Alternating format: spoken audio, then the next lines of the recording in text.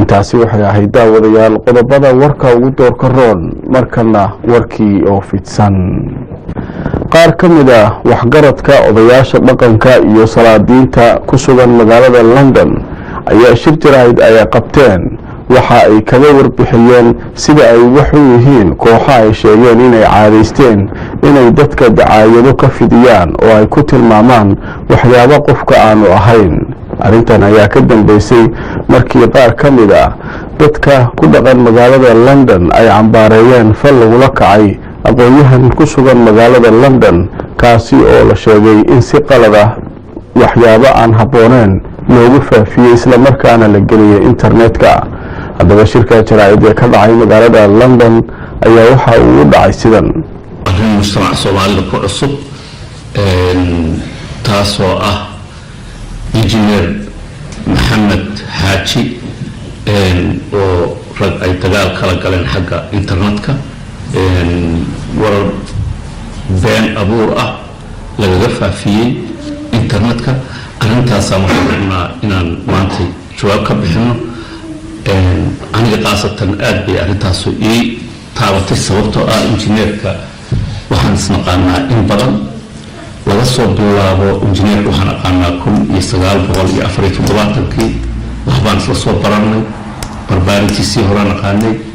halkaan iyada marka la yimid ingiriiska muddan badan baan mataqaanaa wada shaqaynay waa soo wada shaqaynay marka waxaa yaab noqotay markaan arkay fiidiyada youtube-ka la geliyey arrin aad iyo aad waxay noqotay fajac ah arrintaas ayaa maanta meeshaan soo وعليه أنا وحقاني المقر مين يقول قوة سكرها قبصدي إبليس واحد رتي أنانية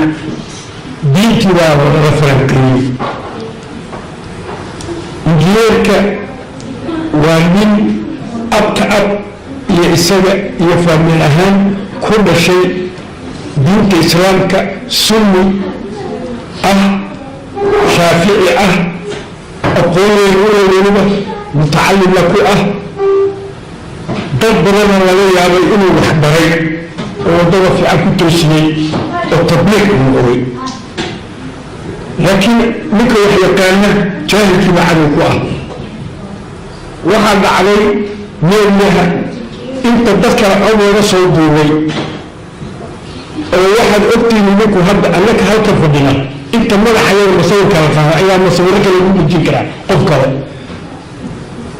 حمام وسن زمان واحد ولا يطبق الشاب اللي ممكن تجيكرا حضرين سوجينا الى محمد سير سير هو هذا كان طبعا انا طبعا ومركي بهاشه الموتور محاجين تلتي صابين وبسيط ساعه وحق الاستاذ تيرو كبغاي سلطان وكون هبعينية سيرو كلا وحاق غلان المدين بدي مرأيين هبعينية إنجنير أحمد قولي وعصرنا رمتي كردم قضي ونوشي بلوغي إلا دوكسي ساعات عن أسنة شغلي وإلا بنسيطة عملية أنا مدحويني ورئيس صوماليا شيخ شريف شيخ أحمد